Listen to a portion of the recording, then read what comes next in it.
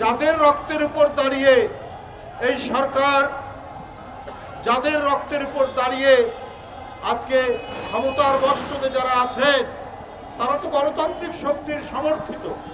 তারা কেন চোখ ঘুরিয়ে রেখেছেন অন্যদিকে? তারা কেন আজকে অন্যান্য বিষয় নিয়ে ব্যতিব্যস্ত? আজকে ৫-৬ মাস অভিযোগের মধ্যে আক্রান্ত করা, এইটা তো আমরা প্রতিনিয়ত দেখছি। জামাতে ইসলামের ছাত্র সংগঠন ছাত্রদলকে বলে যে আমরা ছাত্রদলের মধ্যে নিষিদ্ধ ছাত্রলীগের প্রতিচ্ছবি দেখছি। ভাই, কে কখন নিষিদ্ধ হয় আমরা জানি না। এখন ছাত্রলীগ নিষিদ্ধ কিনা আমরা জানি না। ছাত্র শিবিরকেও নিষিদ্ধ হতে দেখেছি এক সময়। কিন্তু আমরা যে এটাও জানি, ছাত্র শিবিরের অনেক এখন যারা নেতা, তারা ছাত্রলীগের মধ্যে অবস্থান করে ছাত্রলীগের অনেক পদ পদবি পেয়েছেন। অনেকে ছাত্র শিবিরকে বলে গুপ্ত ছাত্রলীগ। এর উত্তর কি করে দেবেন? এর তো অনেক প্রমাণ, অনেক নাম, অনেক তালিকা আমাদের কাছে আছে। অবান্তর কথা কেন আপনারা বলছেন?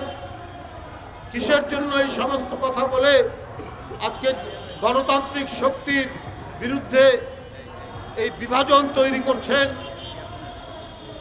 করছেন যে ঘোলা পানিতে মাছ শিকার করে নিজেরা কিছু হওয়া যায় কিনা? কিন্তু এটা হতে পারবে না। বলছেন যে বিএনপিও তো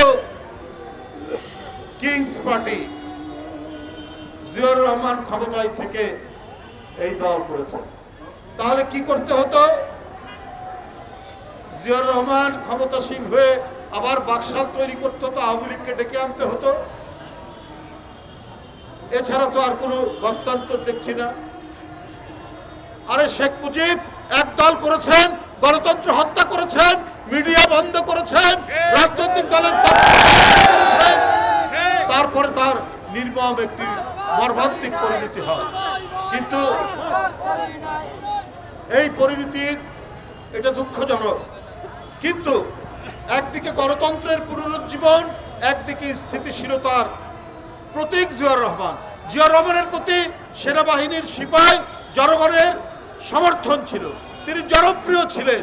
তিনি রাজনৈতিক দল গঠন করেছেন গণতন্ত্রকে শক্তিশালী করার জন্য, দেশকে উন্নত করার জন্য। তাই জিয়াউর রহমানের সাথে আপনারা মেলান।